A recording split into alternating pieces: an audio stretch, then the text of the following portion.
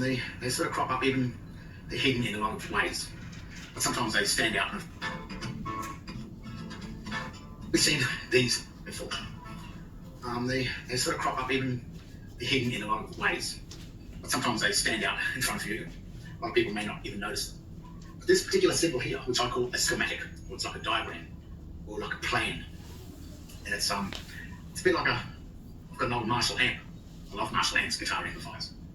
And when something goes wrong with them, I take it to a technician, and he pulls out the schematic, which is the plan on the direction or the flow of the electrons and the neutrons, in order to come up with a particular sound, or to make the combination of the things of the flow of the electrons to create a nice sounding amplifier.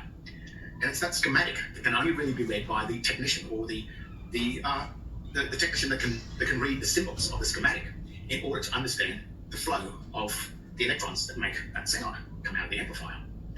And that person that can read the schematic and read the signs of that schematic is the one that understands how that amplifier works, if that amplifier plays up or has to be fixed or whatever. Me, I just play the game. I plug the guitar into it, crank it up, and I get a pretty cool sound out of it. And that's thanks to whoever designed that system that makes that sound.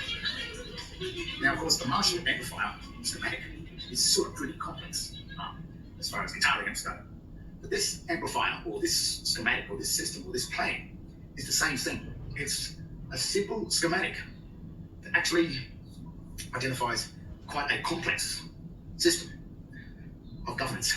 And a lot of people today are not understanding how the so-called governments have so much power and authority over them, and how little authority that they have back, or the little amount of rights they have. They actually have no rights at all.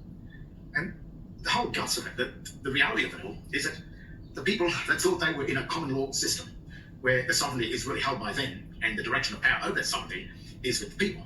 But what's happened in this system, and in relation to these Masonic systems, these symbols, is that you have been changed from a land-based common law system into a military, navy, or military water-based system that works and operates in a form of shipping, or a military system, where you've been turned into a private citizen of a foreign administrative ship that administers a thing called a trust territory. And if you look at the normal dictionary, as you can see here, a trust territory is a designated area, not particularly of land, of anything. It's a designated jurisdiction where the boundaries of that jurisdiction extend to. And in a case of United States, or in a case of America, Australia, or Canada, or Britain, or Great Britain, these areas are really known as trust territories. And a trust territory is something that is governed by the United Nations, as you can see here. United Nations trust territories were the successors of the remaining League of Nations mandates, and came into being when the League of Nations ceased to exist in 1946. All of the trust territories were administered through the United Nations Trusteeship Council. And a trust territory is, in this case, is a layer of jurisdiction that sits over the top of land, of the real land. And what's happened in the past is that to get the jurisdiction of the sea, which is a navy system where once you enter into a ship and you're a crew member on the ship, you don't have any rights. You follow by the statutes or the rules of the ship. So if you are a crew member on a ship, you do as the captain tells you on a ship. But on land, you have this common law right, where it's not shipping, you're on land and you hold the sovereign power, which is really the birthright to the land. And even on land governments, if you issue your dominion, which is your share of the mineral and energy wealth, to a king, or to a state, or to a body, then that grant of that power gives you the directive power over that grant of your dominion, which is the mineral, in our case of today, where mineral and energy wealth has become so powerful and so wanted and so needed by big corporations around the world. That right, that mineral and energy sovereignty belongs to the people. It always has, because it comes from the birthright of people that are born on a land. So what sort of has happened is, you may believe that this is the case. You believe that you are a man and you are sovereign, and your rights to the mineral and energy wealth of land has been granted to a body. And in the old days, it used to be a king or a queen or a sovereign head of state, where all the sovereigns basically come together and hand up their sovereignty to one person to administer it. And that, in the past, in that situation has been a king or a queen that operates under a company where it's not a corporation, it's a company. The difference between a corporation and a company is basically the company. The members of the company reserves its rights in a company to still have directive power over the estate granted to the head of state, head of that state. But a corporation is different. A corporation is created by the head of that state, and it creates a corporate debtor system, and then the corporation, then it employs or creates citizens that are debtors to that corporation. And this is what this symbol is all about. This is the one that's found on some of the old Masonic Bibles. And when you start to get your head around this simple schematic, this plan of how they run this system, where they take you from God into man, where the dominion is granted to man. This is the mineral and energy world. This is how this system is. It's like a devolution from God into the debtor help, which is the dead part of this system. Before I go further with this first, is this system is also found not only on Masonic Bibles, but on some of the Masonic temples. You will notice this. It's known as the Star of David. And it might also have things to do with Baal or Moloch, which is Moloch is a satanic god. It's about the sacrifice of the children into the fiery belly of Moloch, into the fiery pits of hell. And the symbol of Moloch is the calf. It's the bull, which is really the Vatican, is Moloch. I'm going to show you where Moloch comes into being in this strange Masonic system. Basically, someone's got to control the sinners. And the sinner is the debtor. So if you can create a world where we can get the sinners and punish them into being the debtors of a governing system, then for somehow or other, we can justify our rights to punish the sinner and not give him his due worth, so to speak. So this system, which has really got to do with Zionism. And as you can see here, this is the Z for the Zionism. And where this comes from is it sort of stems from here. The X is a symbol of death. And you'll see this is the spot that marks the point of death. So when a bank manager signs you up with the sign writing, the sign type of text here. When a bank manager signs you up, he will draw up contracts for you, and he will put a cross on them, and he will say, sign here. In actual fact, his cross is already the signature. He's signed it for you.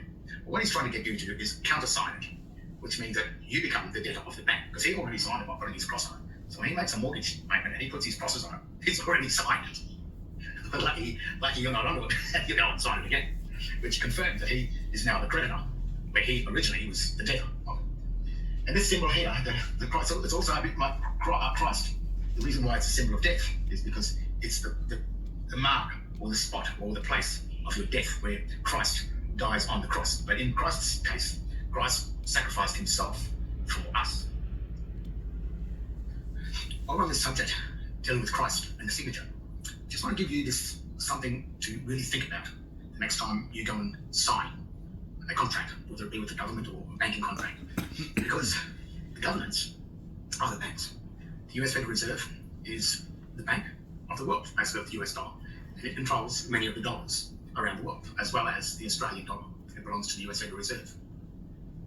But Christ made a warning, or what I should say is the warning of Christ when he died on the cross is a warning that when you sign your name or give an autograph to a name that is on a banking contract, what's happening on that contract is the death of your Christian name.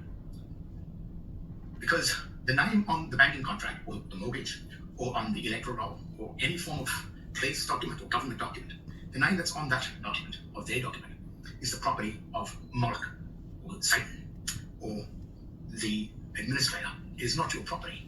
But because of the indoctrination that you've been through and your lack of ability to check and double check what is written in the Bible and also what's written in the dictionaries, as well as the English dictionary and the Black's Law dictionary, you have lost your name. And that's the name that was given to you on your birth certificate at the very beginning. This is the state birth certificate. This is the certificate that belongs to Moloch or the state. And it gives you a choice of family name and given name. This is also sometimes called Christian name. There are two names given here. On this original document, called the certificate of birth or the certificate of live birth, only the Christian name exists. So when you think about what's happening with these names, and when the bank manager draws this cross and says sign on that cross, the minute you turn around and do some squiggly thing like that, that's the mark.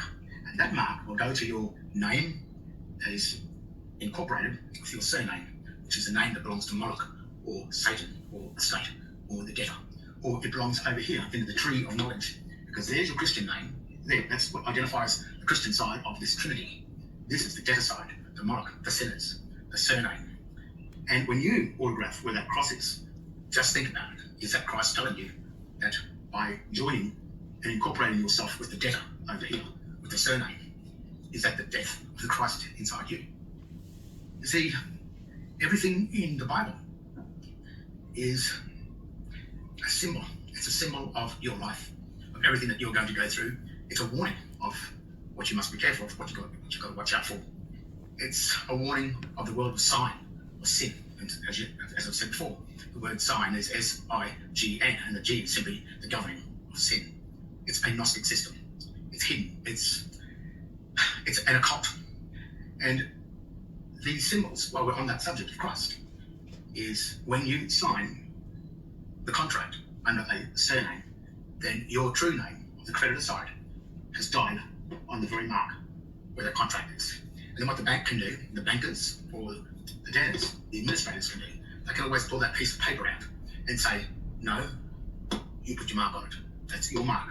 You claim this name. You claim the name of the debtor. You claim the name of the sinner.